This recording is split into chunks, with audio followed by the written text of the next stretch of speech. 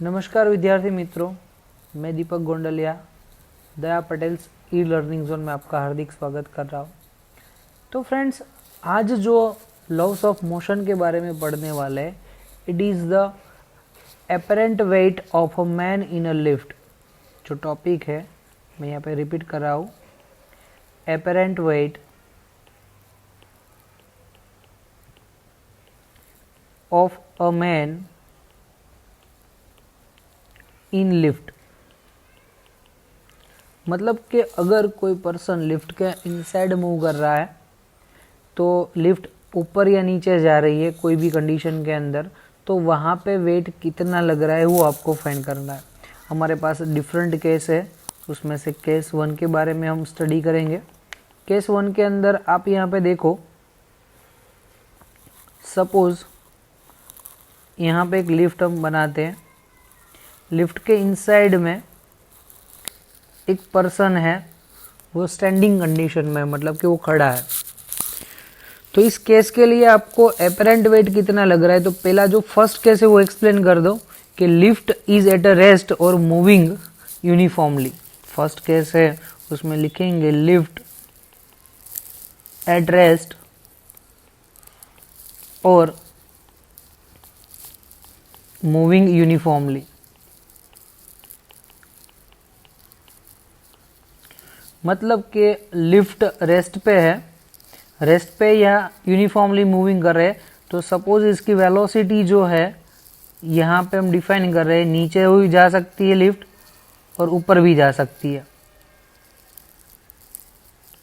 Lift जो है दोनों कंडीशन रिप्रेजेंट करे, नीचे और ऊपर जाती, लेकिन वेलोसिटी कांस्टेंट है। ऊपर भी 20 स्पीड से जाएगी, नीचे भी 20 स्पीड से जाएगी, वेलोसिटी कांस्टेंट है। तो मतलब एक्सेलरेशन 0 होगा, एक्सेलरेशन जो भी होगा विल बी 0। मतलब कि यहाँ पे जो पर्सन है उस पे सिर्फ एक वेट फोर्स ही लगेगा, दूसरा कोई भी फोर्स नहीं लग रहा है। समझो यहाँ पे कि जो भी लिफ्ट है, लिफ्ट के अंदर जो भी पर्सन खड़ा है उसको कोई भी टाइप का शूडो फोर्स नहीं लग रहा है। मतलब कि ओनली फॉर यहाँ पे वेट फोर्स ही लग रहा है। नीचे हम लिखेंगे वेट फोर्स mg। ओके, और सरफेस है तो उसके ऊपर जो भी अपेरेंट वेट लग रहा है या रियल वेट लिखो तो दोनों एक्चुअली हो गए। तो मैं लिखूंगा W apparent weight is equal to W real, यानी कि जो भी वेट फोर्स रियल है वही, और इज इक्वल टू mg। मतलब कि यहाँ पे mg जितना ही फोर्स लगेगा। मतलब मैं ये कहना चाहता हूँ कि अगर कोई ऑब्जेक्ट स्टैंडिंग लिफ्ट में है या वो मूविंग अप एंड डाउन कर रहा है कांस्टेंट वेलोसिटी के साथ, तो वहाँ पे कोई एक्स्ट्रा फोर्स नहीं लग रहा है। मतलब कि अगर आप स्प्रिंग बैलेंस है या अदरवाइज कोई भी वेट मेजरमेंट सिस्टम है उससे आप वेट मेजर कर रहे हो, तो आपका जितना वेट फोर्स मिल रहेगा उतना ही मिलेगा, उसमें थोड़ा सा भी चेंज नहीं आता है।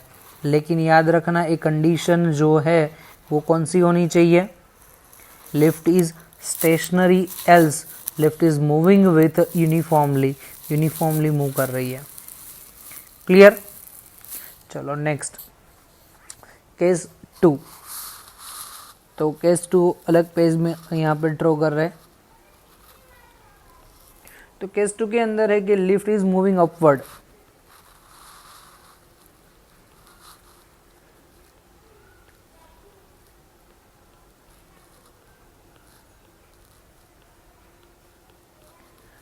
with acceleration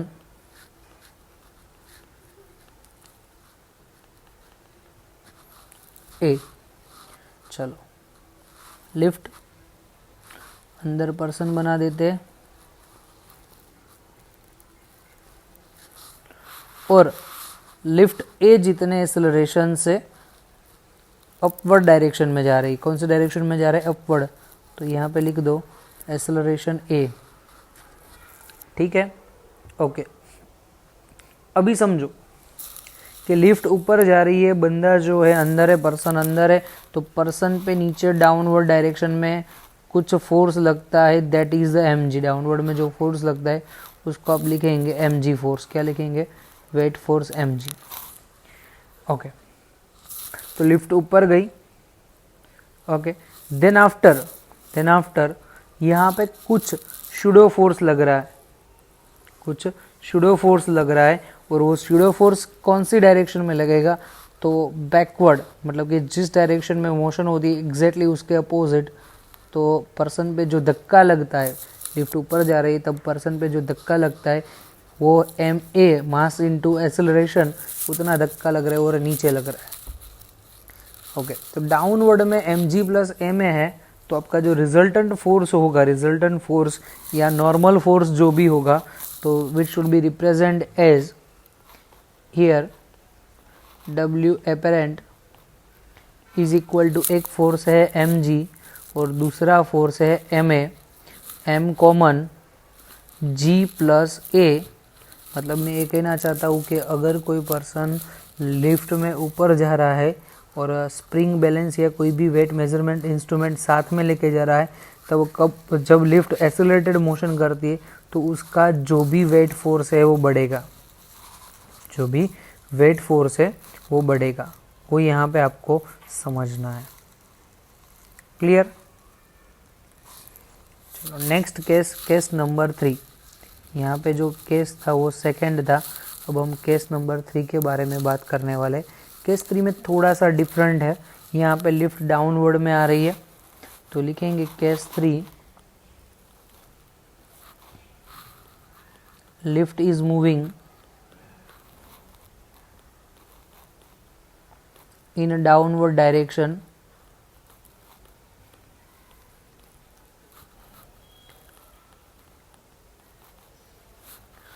with acceleration a। चलो a एक्सेलरेशन से लिफ्ट नीचे आ रही है, पर्सन को यहाँ पे आप बना दो, डाउनवर्ड में है तो एरो जो है डाउनवर्ड में रिप्रेजेंट कर दो, एक्सेलरेशन लिखो a। तो वेट फोर्स भी बनाना पड़ेगा, तो वेट फोर्स यहाँ पे लिखेंगे mg, वेट फोर्स लिखेंगे mg। बट अगर लिफ्ट नीचे आ रही है तो उस पर जो भी धक्का लगेगा वो अपवर्ड डायरेक्शन में, तो मैं लिख सकता हूँ कि जो भी शूडो फोर्स है वो अपवर्ड डायरेक्शन में मिलेगा। कौन से डायरेक्शन में मिलेगा? अपवर्ड। तो शूडो फोर्स की डायरेक्शन रिप्रेजेंट कर दो, दैट इज अपवर्ड। और कितना शूडो फोर्स मिल रहा है, तो that is equal to ma। तो देखो एक फोर्स नीचे mg है और एक फोर्स ऊपर ma है, and here g is greater than a gravitational acceleration. Obviously जो लिफ्ट का एक्सेलरेशन है उससे ज़्यादा ही होगा, तो in that case we can say that g is greater than a, g a से ज़्यादा है। ओके, तो रिजल्टेंट फोर्स कैसे मिलेगा? तो resultant force is always toward the mg की डायरेक्शन में है, तो मैं लिखूंगा W apparent is equal to, नीचे डाउनवर्ड का फोर्स जो है उसको प्लस ले लो और ऊपर की डायरेक्शन में अपवर्ड का उसको नेगेटिव ले, तो mg minus ma, so m common g minus a। मतलब कि अगर कोई पर्सन लिफ्ट के अंदर है और लिफ्ट नीचे जा रही है एक्सेलरेशन से, तो मतलब कि उसका वेट फोर्स है वो रिड्यूस होगा, वेट फोर्स है रिड्यूस। मास में कुछ भी चेंज नहीं आ रहा है, मास वही रहता है, लेकिन वेट फोर्स है उसमें चेंज आ रहा है। तो 3 के सिंपल से है कि फर्स्ट में रेस्ट में है, else moving with the constant speed, तो वहाँ पे वेट फोर्स में कुछ चेंज नहीं आ रहा है। सेकेंड केस में कि लिफ्ट ऊपर जा रही है एक्सेलरेशन से, तो वेट फोर्स इंक्रीज होगा। देन आफ्टर लिफ्ट नीचे जा रही है तो वेट फोर्स रिड्यूस होगा। ये बेसिक 3 कॉन्सेप्ट है। ओके, अभी नेक्स्ट कॉन्सेप्ट के अंदर हम देखते हैं केस नंबर 4। तो केस नंबर 4 के अंदर लिखते हैं जो लिफ्ट है वो नीचे जा रही है, बट एक्सेलरेशन है वो ग्रेविटेशनल एक्सेलरेशन से ज़्यादा है, ग्रेविटेशनल एक्सेलरेशन जो है उससे ज़्यादा है। तो यहाँ पे लिखेंगे lift is moving in downward direction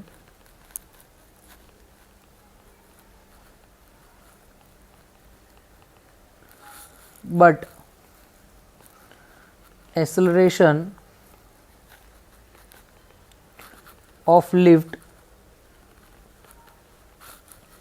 is greater then gravitational acceleration.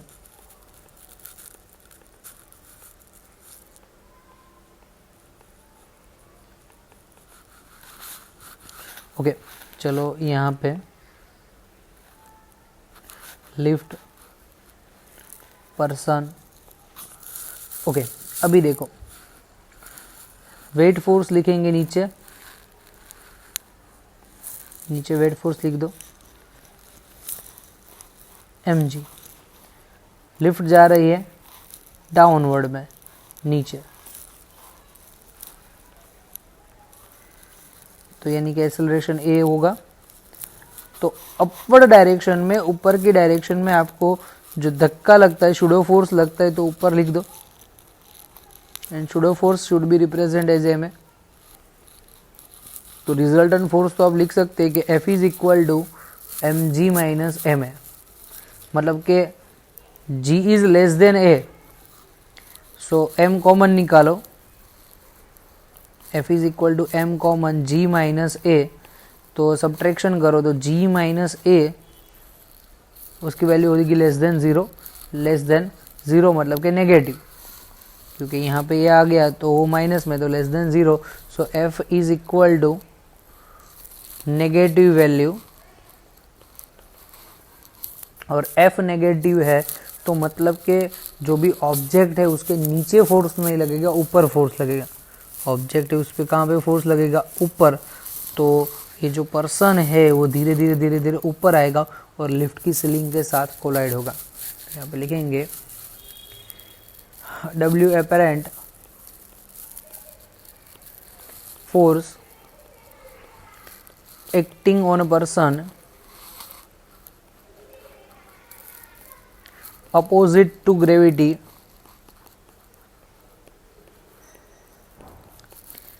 so person is moving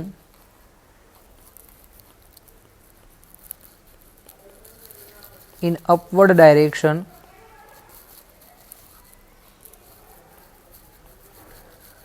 and collide with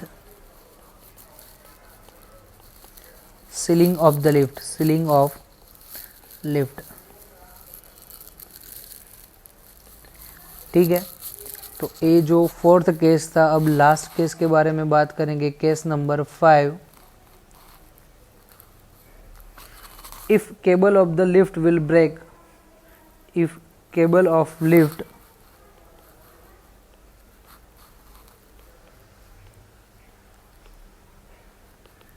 will break, तो मान लो कि लिफ्ट का केबल टूट जाता है। तो देखो लिफ्ट तो यहाँ पे ऐसे है, मतलब पर्सन भी आपको ड्रॉ करना है तो बना दो ऐसे। तो केबल टूट गया तो नीचे आएगी लिफ्ट, कितने एक्सेलरेशन से आएगी नीचे, g। यहाँ पे ऑलरेडी पर्सन का वेट फोर्स mg था, g एक्सेलरेशन से नीचे आ रही है, तो पर्सन पे कुछ अपवर्ड डायरेक्शन में धक्का लग रहा है, पर्सन पे कुछ अपवर्ड डायरेक्शन में धक्का लग रहा है। तो वो अपवर्ड डायरेक्शन में धक्का कितना होगा, तो मास इनटू एक्सेलरेशन, मास m है, एक्सेलरेशन g है, तो W एपेरेंट की वैल्यू जो मिलती है that is mg minus mg is equal to 0। और यहाँ पे कोई जो भी एपेरेंट फोर्स मिल रहा है वो 0 है, मतलब कि कुछ भी फोर्स नहीं लग रहा है।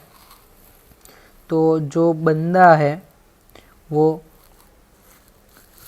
लिफ्ट के अंदर है, केबल टूट गया तो इजीली फ्लोट करता होगा, ऐसा उसको फील होगा। रियल में तो उसको डर ही लग रहा है, लेकिन रिजल्टेंट फोर्स 0 है, रिजल्टेंट फोर्स 0 है, एपेरेंट फोर्स 0, तो मतलब it's behave like a free fall motion, it's behave like a free fall motion. Clear? तो बस यही कॉन्सेप्ट था लिफ्ट वाला जो हमने पढ़ लिया। आगे बात करेंगे तो नेक्स्ट केस के अंदर है कि when two body in the contact, आपको कॉन्टैक्ट फोर्स के बारे में पढ़ना है। तो motion of the bodies when they are in the contact, चलो नेक्स्ट बात करेंगे। मोशन ऑफ द बॉडी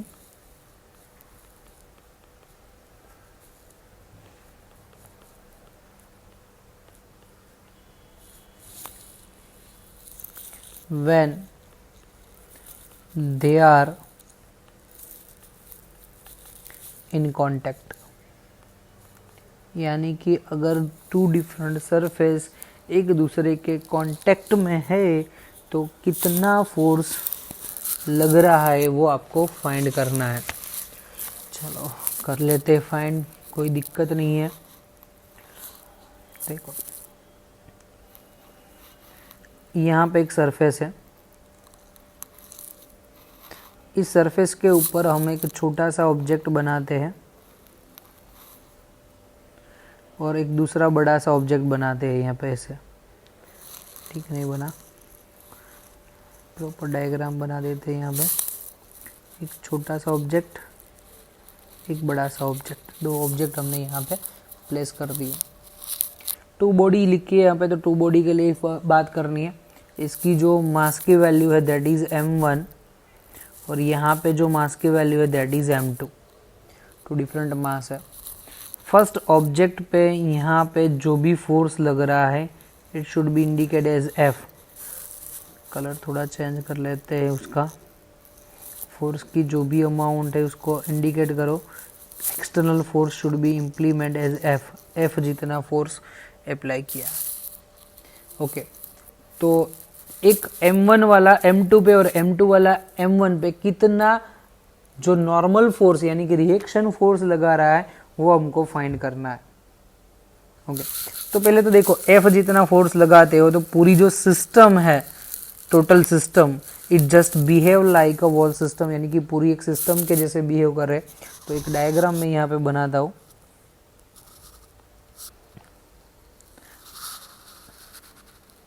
तो पूरी इन दोनों को मिला के एक सिस्टम मैंने बना दी।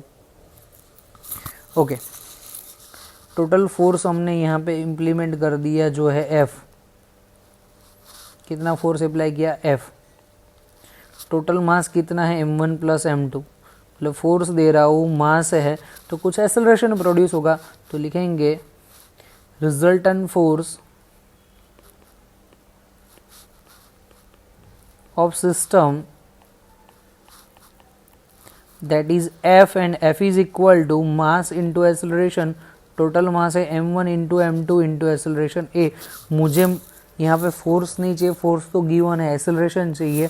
तो a is equal to friends F divide by m1 plus m2।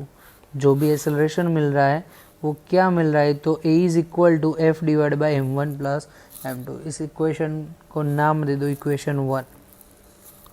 चलो अभी एक्सेलरेशन मिल गया। नेक्स्ट चीज़ जो है वो आपको समझने के लिए पहले तो m1 कुछ फोर्स लगाएगा m2 पे, उतना ही फोर्स लगेगा m1 पे। आपको पता है कि रिएक्शन फोर्स के बारे में आपने पढ़ा था। तो देखो यहाँ पे एक कुछ रिएक्शन ऐसे होती है, m1 m2 की सरफेस पे फोर्स लगाता है, सेम टू सेम उतना ही फोर्स m2 m1 पे लगा रहे हैं। अमाउंट ऑफ फोर्स लिखने के लिए चलो आपको यहाँ पे डिनोट करना पड़ेगा। डिनोट करने के लिए हम नाम लिख देंगे that is the reaction force R। उतना ही रिएक्शन फोर्स जो है यहाँ पे मिलेगा, AR है और यहाँ पे भी R है, दोनों सेम। ओके, अभी मुझे R चाहिए। तो अभी m1 और m2 दोनों को मिला के एक सिस्टम लिए, मुझे सिर्फ m1 पे ही बात करनी है क्योंकि फोर्स जो भी लग रहे हैं वो m1 पे है। तो m1 के लिए आप सिस्टम की बात करते हो। चलो m1 यहाँ पे बना दिया, इनलार्ज करके m1। ओके, अभी अमाउंट ऑफ फोर्स लिखनी है। तो पहले तो कितने फोर्स लग रहे हैं वो देखो। एक साइड से यहाँ पे फोर्स आया, कौन सा फोर्स आ रहा है, कैपिटल F। तो लिखो कैपिटल F। दूसरा बैकवर्ड में आ रहा है यहाँ पे, क्योंकि m2 भी धक्का मार रहा है, m2 धक्का मार रहा है तो वो फोर्स कितना है, तो that is R, reaction force R। Okay, तो ऑब्वियसली फोर्स F जिस डायरेक्शन में, रिजल्टेंट फोर्स F जिस डायरेक्शन में है तो वहाँ पे ही मोशन होगी। तो आपको अगर रिप्रेजेंट करना है तो यहाँ पे लिखो कि यहाँ पे कुछ a जितने एक्सेलरेशन से, कितने एक्सेलरेशन से, a जितने एक्सेलरेशन से ऑब्जेक्ट मूव कर रहा है। ओके, तो जिस डायरेक्शन में एक्सेलरेशन है सेम टू सेम उसके अपोजिट में शूडो फोर्स लगेगा, और शूडो फोर्स उसके अपोजिट में लग रहा है, तो उसका वेक्टर मैं यहाँ पे बना रहा हूँ, जो भी वेक्टर है वो इस डायरेक्शन में से मिलेगा। तो शूडो फोर्स की अमाउंट क्या होगी? Pseudo force is equal to mass of the object and acceleration. तो यहाँ पे ऑब्जेक्ट का मास लिखा है कि m1 है और एक्सेलरेशन है a। चलो अभी इक्विलिब्रियम ऑफ द फोर्स निकालो। इक्विलिब्रियम ऑफ द फोर्स में क्या होगा? Left hand side force is equal to right hand side force. तो लिखो इक्विलिब्रियम ऑफ द फोर्स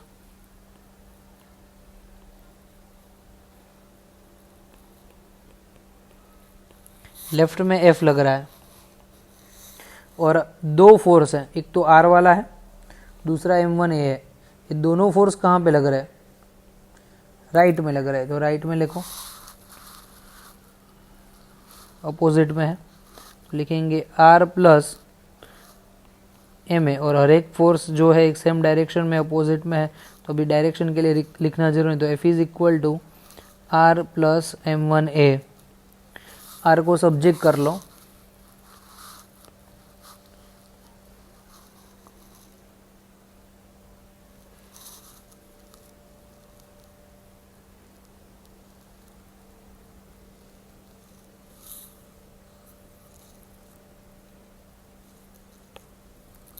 चलो अभी इसको यहाँ पे लिखेंगे, R को सब्जेक्ट, सो F माइनस M1A। हमारे पास वैल्यू है F कॉमन, M1A एक ही जगह पे आप लिख सकते हो, force divide by total mass M1 plus M2। F common in bracket of 1 minus F M1 divide by M1 plus M2 bracket over. So R is equal to LCM M1 plus M2 minus M1 divided by M1 plus M2।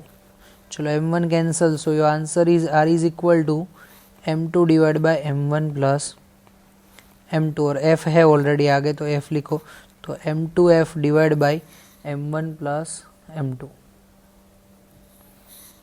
That is your reaction force between M1 and M2 ऐसे मिल सकता है। ये तो to body system है। Suppose मान लो कि to body system के अलावा बहुत सारी बॉडी है, मतलब बहुत सारे ऑब्जेक्ट भी एक साथ में, तो उस हिसाब से कितना रिएक्शन फोर्स लग रहा है और इस इक्वेशन को कैसे याद रखना है, तो उसके लिए भी हमारे पास फंडा है। तो चलो यहाँ पे वो देखते हैं। एक सरफेस बना दो, सरफेस नहीं बनाना है तो डायरेक्ट भी लिख सकते हो। चलो एक छोटा सा ऑब्जेक्ट, बाजू में थोड़ा उससे बड़ा, और इसके बाजू में उससे भी बड़ा, ये तीन ऑब्जेक्ट है ऐसे।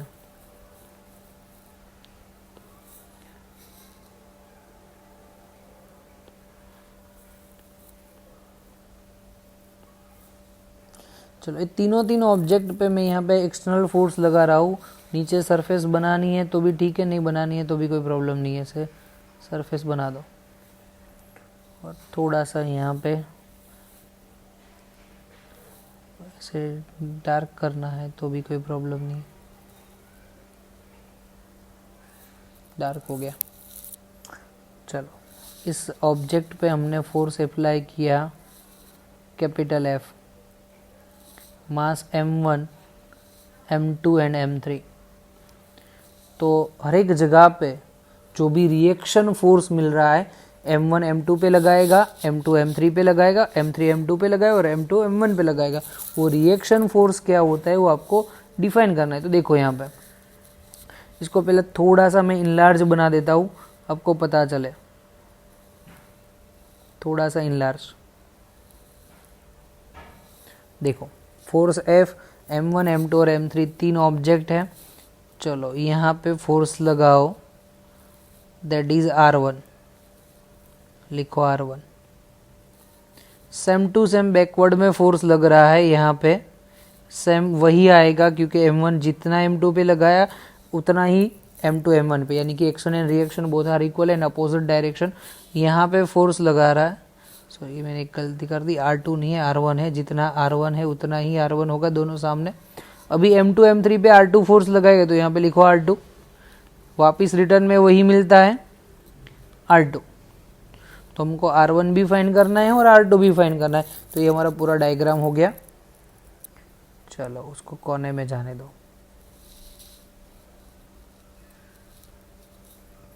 कैलकुलेट करते हैं।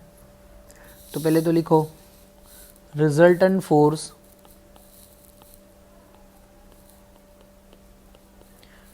On system else four system that is capital F, and capital F is equal to sum of total mass m1 plus m2 plus m3 multiply with A, and we should subject A. So A is equal to F divided by m1 plus m2 plus m3 bracket over. It is the resultant force and the acceleration of the force आपको यहाँ पे मिल जाएगा। ठीक है, चलो acceleration मिल गया। अभी next देखो, हमारे पास सिस्टम है 3 m1 m2 और m3। तो पहले m1 पे जो भी फोर्स है उसको रिप्रेजेंट कर दो। तो देखो यहाँ पे m1 ऑब्जेक्ट हमने यहाँ पे ले लिया, जितने भी फोर्स लग रहे हो आप यहाँ पे इंडिकेट कर दो। तो आप देख सकते हो कि m1 पे यहाँ से लेफ्ट टू राइट में एक फोर्स लग रहा है, दैट इज F, उसको F बता दो। दूसरा फोर्स जो है राइट टू लेफ्ट में जा रहा है वो है R1। वो कितना है R1 हमने अभी डायग्राम में देखा है, और आपको देखना है तो वीडियो पॉज करके थोड़ा इनलार्ज करके देख लो। तो वो है R1, वो मिल गया। अभी याद रखना है कि जिस डायरेक्शन में फोर्स लग रहा है उसी डायरेक्शन में एक्सेलरेशन होगा। जिस डायरेक्शन में फोर्स लग रहा है उस डायरेक्शन के अंदर एक्सेलरेशन होगा। तो आप यहाँ पे डिफाइन कर सकते हो कि एक्सेलरेशन इस डायरेक्शन में है। तो यहाँ पे लिख दूँ ये, ठीक है। तो मुझे क्या चाहिए, तो R1 फाइंड करना है। तो आपको रिजल्टेंट फोर्स फाइंड करने के लिए एक्सेलरेशन आगे है। तो मैंने बताया था कि शूडो फोर्स जिस डायरेक्शन में है उसके एग्जैक्टली अपोजिट डायरेक्शन में मिलेगा। तो कितना शूडो फोर्स मिलता है, तो I can represent that mass है m1 और एक्सेलरेशन a, सो m1 है। चलो इक्विलिब्रियम ऑफ द फोर्स लिखते हैं। तो क्या होगा, इक्विलिब्रियम ऑफ द फोर्स लिखना मतलब कि लेफ्ट में जो फोर्स जा रहा है इज इक्वल टू राइट में F is equal to R1 plus m1 है। R1 को सब्जेक्ट करो तो F1 माइनस m1 है। m1 है नेगेटिव में चला गया, F1 नहीं सिर्फ F है, F माइनस m1 है। चलो F की वैल्यू लिखते हो तो F की वैल्यू कांस्टेंट ही है लेकिन एक ही लिखनी है यहाँ पे। तो लिखो ए, तो F माइनस m1 एक ही जगह पे लिख सकते हो कैपिटल F डिवाइड बाय तीनों मास का addition m1 plus m2 plus m3। F common निकाल लो, 1 माइनस एलसीएम भी लिखना है तो डायरेक्ट लिख सकते हैं 1 minus m1 and divide with whole mass m1 plus m2 plus m3, m1 plus m2 plus m3 LCM दोनों साइड में m1 m1 माइनस, तो सब्ट्रैक्ट करके जो भी फाइनल आंसर मिलेगा R1 is equal to resultant force F and remaining mass m2 plus m3, remaining mass m2 plus m3 and whole divide with m1 plus m2 plus m3, m1 plus m2 plus m3। ये answer आपको यहाँ पे मिल जाएगा।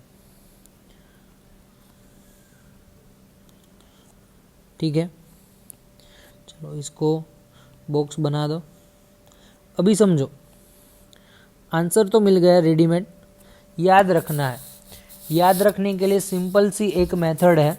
वो कौन सी method है, तो R1 कहाँ पे लग रहा है m1, और m1 के पीछे कितने ऑब्जेक्ट है m2 और m3।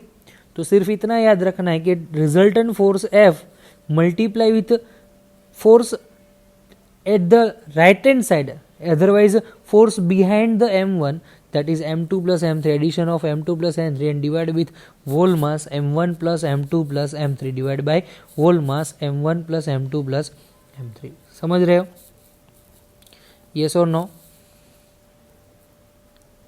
चलो एक मिल गया यहाँ पे।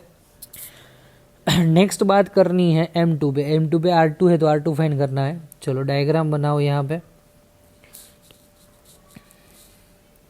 M2 मास वेक्टर रिप्रेजेंट करो यहाँ पे। चलो M1 में से एक एरो आ रहा है, वो है R1 का, तो यहाँ पे लिखो R1। एक एरो आ रहा है M3 में से, वो लिखो R2, तो R2 लिख दिया, क्योंकि M3 जो है R2 जितना धक्का लगा रही है, इसको बोलो एक्शन या रिएक्शन कोई भी चलेगा। दूसरी चीज़, अभी M1 है तो वो मोशन करने ही वाला है, लेकिन फोर्स की डायरेक्शन में मोशन होगी तो एक्सेलरेशन आपका यहाँ पे होगा a जितना, फ्रॉम लेफ्ट टू राइट। तो मैंने बताया था कि जिस डायरेक्शन में फोर्स है, एक्सेलरेशन लग रहा है, उसके अपोजिट में शूडो लग रहा है, उसके अपोजिट में कौन सा फोर्स लगेगा, शूडो। और शूडो फोर्स फाइंड करने के लिए आपको क्या चाहिए, तो मास इंटू एक्सेलरेशन। मास है M2 और एक्सेलरेशन है a, ठीक है। तो लिस्ट ऑफ द फोर्स लिखो आप, तो R1 जा रहा है राइट में, तो R1, और R2 और M2 है लेफ्ट में, तो R2 प्लस M2 है। मुझे R2 चाहिए, तो R2 is equal to R1 minus M2 है, तो R1 तो ऊपर मिल गया, लिख दो F in bracket of M2 plus M3 and whole divide with M1 plus M2 plus M3 minus M2 constant acceleration लिखना है, तो एक्सेलरेशन आपका है F divide by whole mass M1 plus M2 plus M3 bracket over.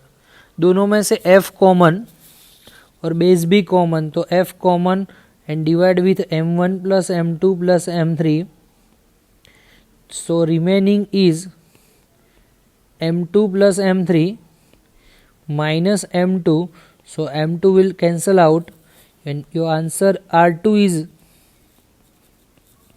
F into M3 and divide by whole mass M1 plus M2 plus M3। तो बच्चों यहाँ पे आपको समझ में आ गया कि अगर M2 के पीछे एक ही ऑब्जेक्ट है और फोर्स लग रहा है F, तो आपका आंसर होगा R2 is equal to resultant force F into जो रिमेनिंग मास वो है M3 and divide with total mass M1 plus M2 plus M3। चलो एक लास्ट केस शॉर्ट में एक्सप्लेन कर रहा हूँ, डिराइव नहीं कर रहा हूँ, समझने के लिए ही है। तो देखो हमारे पास 4 डिफरेंट ऑब्जेक्ट है, ये फर्स्ट, यहाँ पे सेकेंड, यहाँ पे थर्ड, और ये लास्ट वाला फोर्थ, ऐसे 4 ऑब्जेक्ट है। अभी M1 यहाँ पे है, M2 यहाँ पे है और M3 यहाँ पे और M4 यहाँ पे। फोर्स की डायरेक्शन में चेंज कर रहा हूँ, जो फोर्स हम लगाते हैं वो यहाँ से है, इस डायरेक्शन में, जो रिजल्टेंट फोर्स है F। तो मुझे फाइंड करना है हर एक जगह पे रिएक्शन फोर्स। सो देखो जिस डायरेक्शन में फोर्स है M1 पे ही आप स्टार्ट कर दो रिएक्शन फोर्स, तो इसको नाम दे दो R1, यहाँ पे भी होगा R1, तो दोनों का कॉम्बिनेशन में लिखूंगा यहाँ पे R1। चलो अभी यहाँ पे लग रहा है R2, यहाँ पे भी है R2, तो R2 लिखो, और लास्ट में जो है R3, नीचे लिख दो R3 सॉरी। चलो अभी फाइंड करना है R1, तो लिखो फोर्स इस डायरेक्शन में लग रहा है, so R1 is equal to, acceleration की वैल्यू है A is equal to force F divide by total mass M1 plus M2 plus M3 plus M4।